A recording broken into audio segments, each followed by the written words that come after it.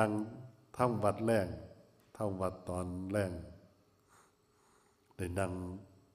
เก้าอี้เลยเด้บ่แล้วนะคันไปนั่งธรรมดานั่งบ่เพียบนั่งกระโยงเท่าธรรมดานี่บ่จบมันต้องไว้บ่จบต้องได้พลิกนะอย่างนี้ก็เลยได้นั่งเก้าอี้แล้วมันต้องไปนั่งเก้าอี้เลยเด้เพื่อมันปวดแล้วมันอดบ่ได้คือเก่านะมันอดบ่ได้คือเก่าบ่คือตะกี้มันยังอดได้ตั้งแต่ส่วน40 ปีขึ้นไปมันยังทนได้อย่างนั้นนะปวดไปได้ก็ยังทนได้อยู่แต่ว่าโดยเฉพาะอัตภาพร่างกายของเขานี่มันเฒ่ามานับเนาะมันเว้าอยู่มันบอกบ่ฟังในบาดทั้งที่ใจนี่อยากจะทำให้มันได้อยู่แต่ว่าร่างกายมันบ่ไปตามที่ใจเขาต้องการฉะนั้นครูบาอาจารย์หลวงพีเนาะหลวงพีหลวงหน้าผู้อายุยังน้อยๆผู้ยังร่างกายยังแข็งแรงเอาเต็มที่โลดถือว่าเป็นโอกาสดีของเราแล้วครับ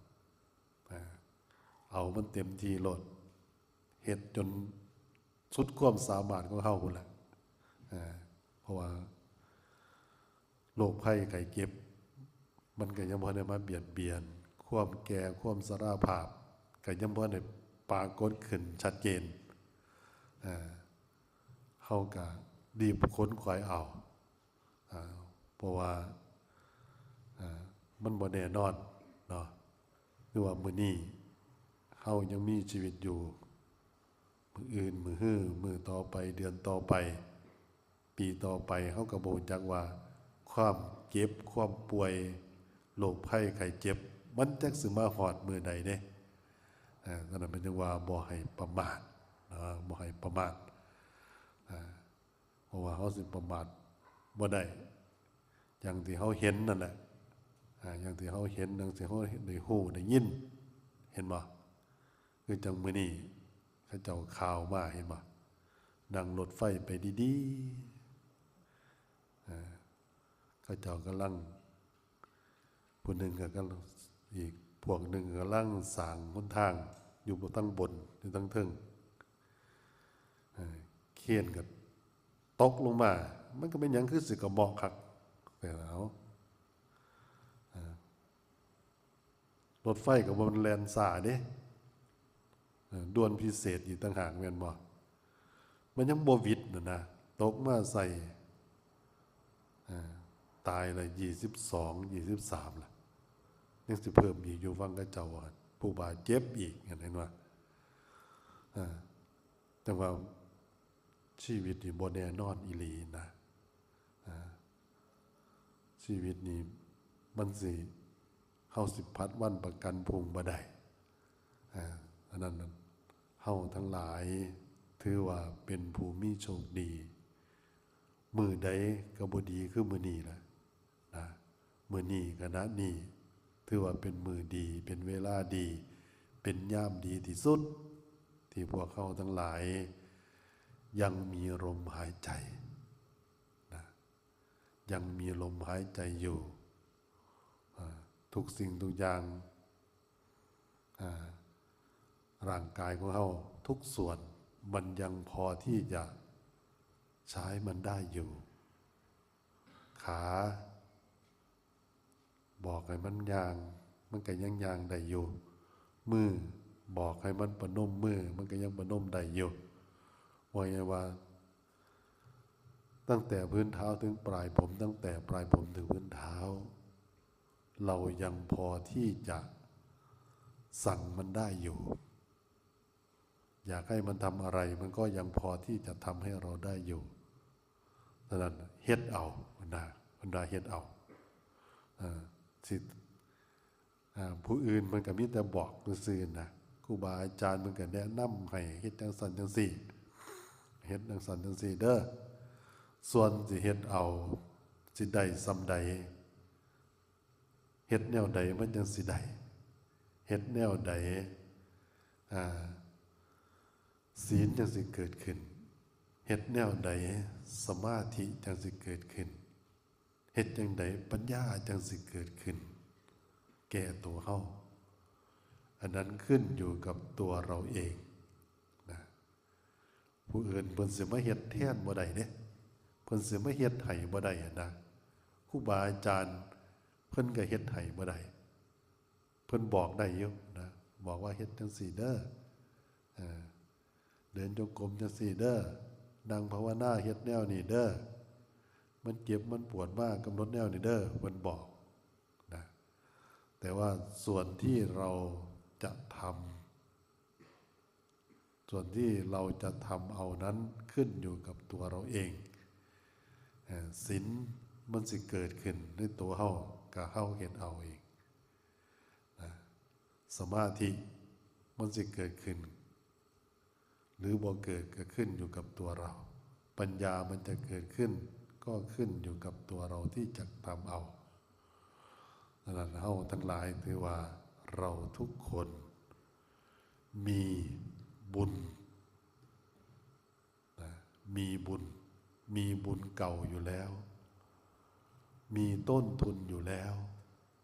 นะต้นทุนของเฮามีอยู่แล้วเหลือแต่ว่าเฮาสิเอาต้นทุนนั้น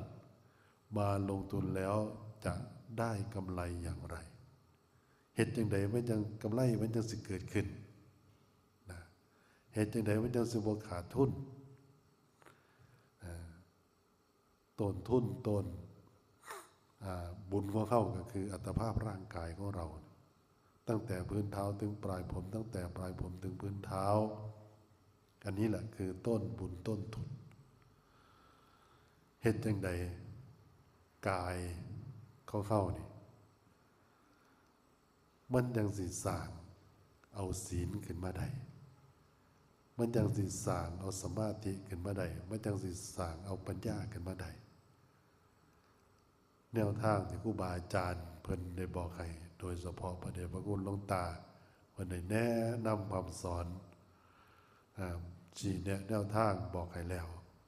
เฮาทั้งหลายเดินตามนะเดินตามเฮ็ดนำคันเอาเฮ็ดนำแล้วมันสิเกิดขึ้นหรือไม่เกิดขึ้นอันนั้นก็เป็นหน้าที่ที่มันจะเกิดขึ้นเองของมันนะเฮาบ่สามารถที่ไปบังคับได้การประพฤติปฏิบัติเพิ่นเปรียบเหมือนกับที่เฮาปลูกต้นไม้เอาสมมุติว่าเฮาปลูกบักโคงเนาะเฮาปลูกบักโคงนี่เฮาอยากกินหน่วยบักโคงเฮ็ดจังใดหน้าที่ของเราก็คือดูแลรดน้ำใส่ปุ๋ยดูแลพันธุ์พืชบอกเองว่าเบิ่งแย่งบ่ให้อีหยังมาบ่ให้เพียมาลงบ่ให้อีหยังมากัดกินดูแลอย่างดีพุ่นแหละนี่คือหน้าที่ของเราส่วนว่าบักคูม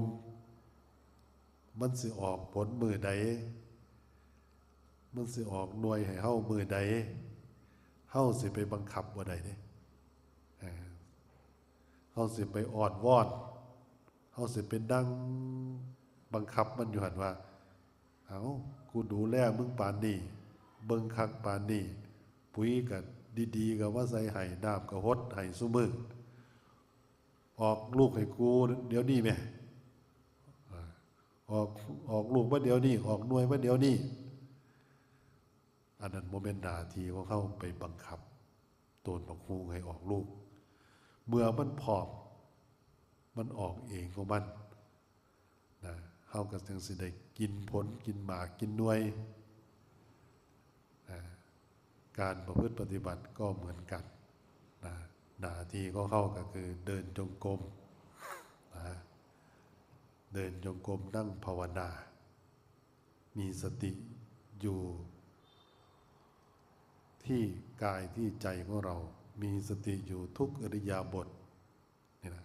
ภายในเก้าคืน10 มื้อนี่เอาเต็มทีหมดเด้อครูบาอาจารย์ก็ดีไม่ออกเมชีไม่ภาพทุกคู่ทุกคนนะ ในขณะที่เราอยู่ด้วยกันเนี่ยเฮาอยู่น้ำกันได้หลายนี่แหละแต่ในการประพฤติปฏิบัติเป็นให้ทำความรู้สึกว่าเราอยู่คนเดียวนะดังนั้นการปฏิบัตินี่เพิ่นบ่ให้เบิ่งผู้อื่นเด้บ่ให้มาเบิ่งผู้อื่นนะให้ดูแลตัวเรา และก็ทำความรู้สึกว่าขณะนี้เดี๋ยวนี้เราอยู่คนเดียวเบิ่งเข้าอยู่นี่ล่ะผู้อื่น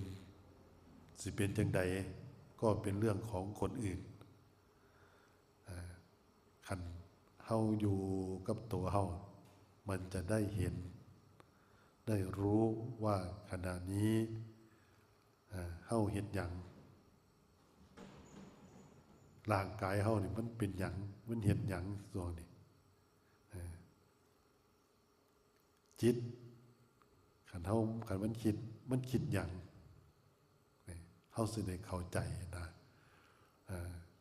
ในขณะที่ยืนที่เดิน